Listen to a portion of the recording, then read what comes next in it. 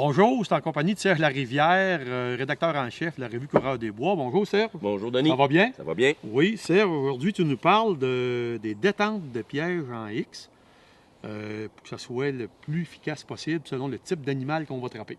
Exactement, Denis. C'est ça? Les pièges en X, tu sais, Denis, sont déclenchés quand l'animal passe à travers le piège. Oui. Donc, il y a au milieu ce qu'on appelle la fourchette, la détente, la fourchette.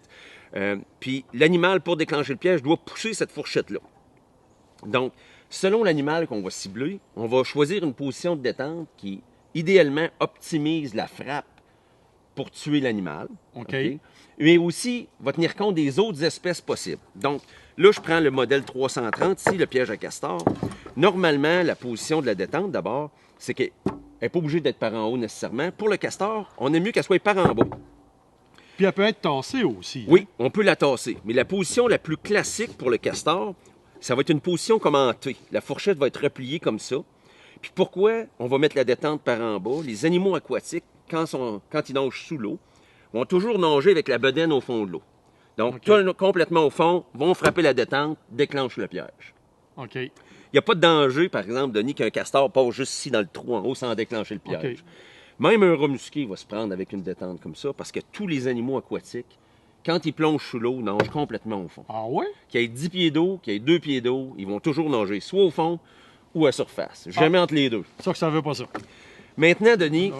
si tu es appelé à prendre des castors dans une pisciculture, OK. ou dans un endroit où il y a beaucoup de truites, où il y a beaucoup de poissons, ou même dans un endroit où il y aurait des tortues, OK. bien évidemment, là, cette détente-là va attraper toutes les espèces qui passent dans le fond, incluant les poissons. Donc, à ce moment-là, le trappeur peut choisir tout simplement de repositionner son piège avec la détente par en haut, de déplier la fourchette un petit peu, permettant quand même aux poissons et aux plus petits animaux de circuler.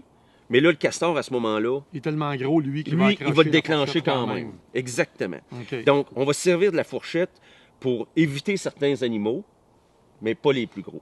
Évidemment, si je prenais ça à l'automne, les visons, les rats musqués qui vont passer dans le piège ont peu de chances de le déclencher. Donc, si je veux piéger, j'ai pas de problème de poisson, de tortue, je suis mieux d'utiliser la fourchette par en bas. OK. L'autre façon qui est utilisée beaucoup par les trappeurs de castors, Denis, c'est d'avoir une fourchette complètement, où les fourchettes sont, les brins de la fourchette, si tu veux, sont torsadés en plein centre. OK? Puis encore là, il y a des trappeurs qui vont dire, ouais, mais tout à coup que l'animal passe à côté. Mais un castor, quand il va passer, va toujours accrocher cette détente. Un castor ne peut pas passer là, il est trop gros. Exactement. Maintenant, si je piégeais au printemps avec quelqu'un qui avait des problèmes de castor, puis que je voulais éviter les loutres, à ce moment-là, je pourrais prendre la fourchette et la mettre complètement de côté. Encore là, la loutre va passer dans l'ouverture sans déclencher, mais le castor, comme il est plus gros, Il va quand même accrocher la fourchette. OK. Donc, tu vois un peu comment on peut se servir de la position de la détente, de la forme, Oui. pour certaines espèces. Mais la règle de base, dans le fond, c'est que les animaux aquatiques, on met la fourchette au centre, puis repliée sur la mâchoire du bas. Ça, c'est vraiment la meilleure façon. OK.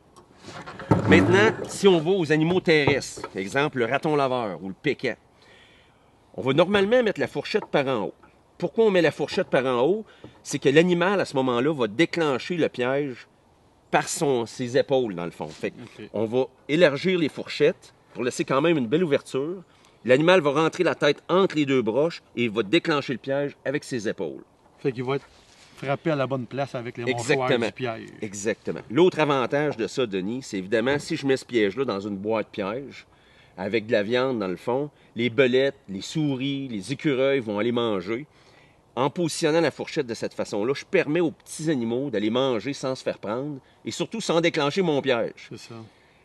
Fait que c'est une façon d'être plus sélectif dans les captures. Donc, si je mettais la fourchette par en bas, j'ai plus de chances qu'un petit animal accroche la fourchette, déclenche le piège, et là, j'attrape un écureuil à 1 piastre au lieu d'un pécan qui en vaut 80. Tu deviens inefficace. Exactement. Puis le piège fermé ne capture rien. C'est ça, c'est ça. Ouais. Fait qu'à ce moment-là, pour les animaux terrestres, on préfère des fourchettes par en haut. OK. Ouais. OK. Fait que c'est un peu comme ça qu'on peut... on peut alterner les positions de la fourchette selon l'animal qu'on désire. Optimiser nos captures. Exactement. OK. Ben, merci, Serge. Ça me fait plaisir.